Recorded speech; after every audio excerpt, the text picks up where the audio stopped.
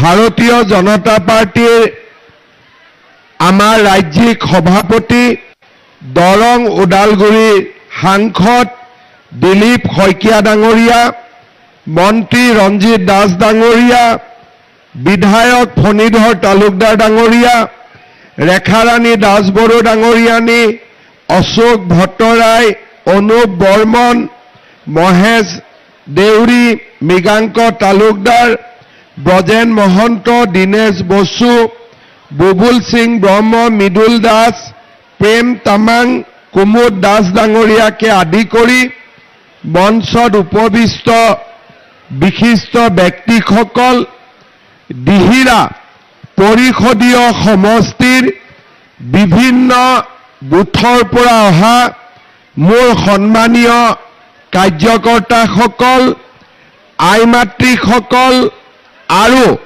আমাৰ যুৱ বাহিনীৰ সদস্যসকল, বাবা এইফালে যদি আহিলে বৰষুণ কম পাওঁ আহি যাব পাৰো, একো নাই, ওলাই আহিলেও কথা নাই, বৰষুণ নপৰা জেগাত থিয় হলে হল, কথা নাই, একো নহয়।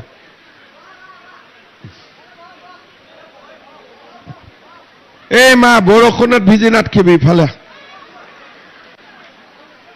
দে, এতে বহি ললে হল, হ'ব দে, এতে বহি লওক, গামছাখন অলপ পিছত দিব, মই কথাখিনি কৈ লওঁ, হ'ব, ঠিক আছে।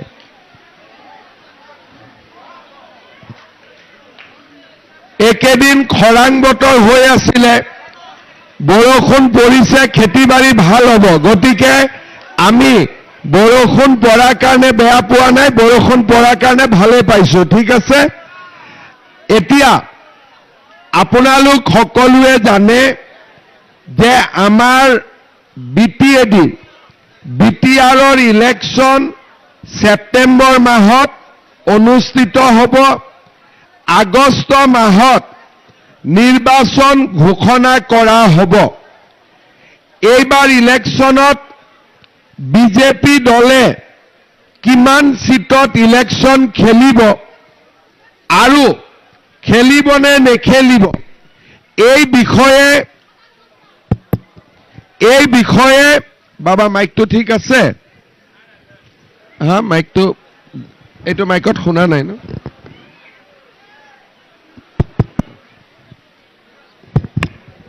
হেল্ল', শুনি পাই আছেনে? পাইছে, শুনা পাইছে? ঠিক আছে, বাবা মাইকটো কোনে চাই আছে অলপমান ভাল কৰি ৰাখিলে হ'ল। পানী পৰিছে নেকি মাইকত? ঠিক আছে।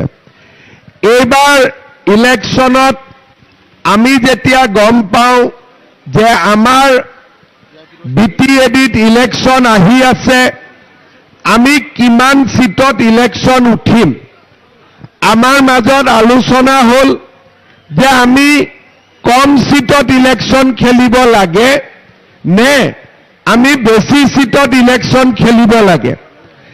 আমাৰ মাজত যেতিয়া আলোচনা হ'ল, তেতিয়া দিলীপ শইকীয়া আৰু মই সিদ্ধান্ত ললো যে ইলেকশ্যনৰ আগতে BTRৰ গোটেই কেইটা পৰিষদীয় সমষ্টিত আমি নিজে যাম।